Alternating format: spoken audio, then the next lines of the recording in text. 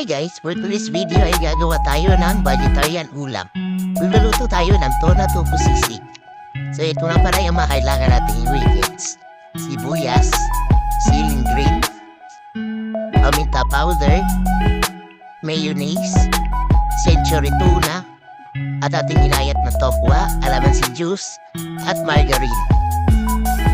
Una ay piprito lamang natin yung tokwa.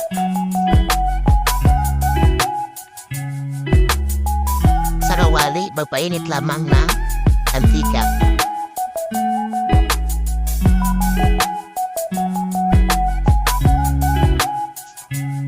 Kung mainit na natin mantika, pwede na natin ilagay ang ating mga hinayat na tokwa.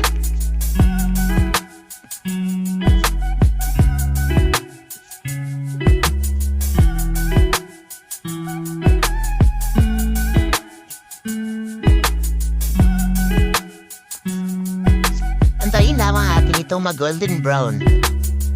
At kapag na-golden brown na, ay ilipat naman natin ito sa isang bowl.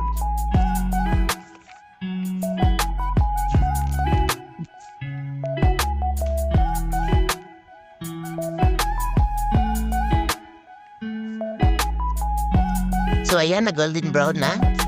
Pwede na natin itong ilipat sa isang lagayan. Ilipat mo na pala sa bowl. Ito din yung century tuna natin na-drain ma. Haluin lamang natin yan. At sibuyas, ceiling green, o natin yung lahat ay tatapis pa natin yung iba mamaya. Paminta powder. Bali, dalawa ka pala yung nilagay ko dyan para dagdagan ha.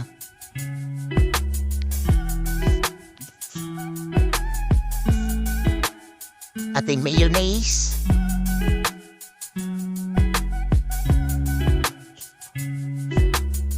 At ang kalamansi juice.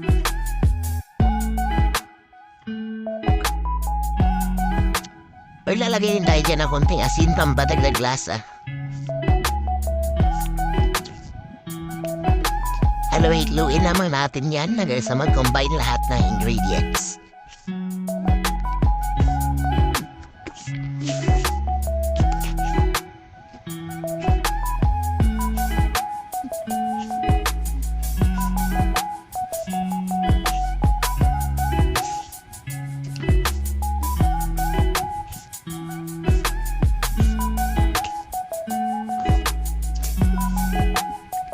Ayan, nahalo ko na lahat. Pwede natin isa lang sa kawali.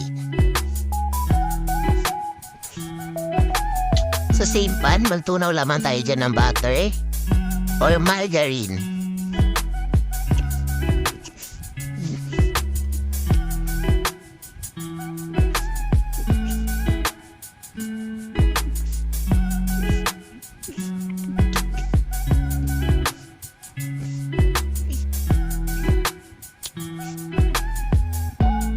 Antayin lamang natin matunaw yan. At pag natunaw na, ay pwede na natin ilagay ang ating sisig mixture. Ayan, natunaw na. Ilalagay na natin ang ating sisig mixture.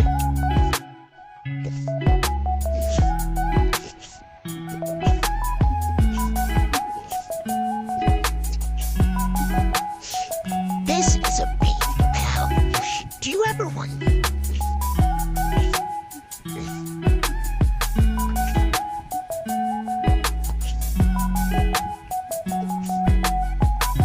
Sara natin lagyan ng itlog.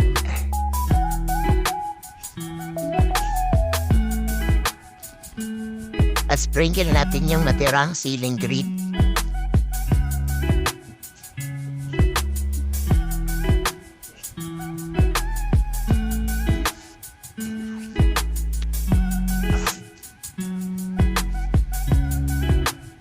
At ayan na, luto na ating tuna sisig.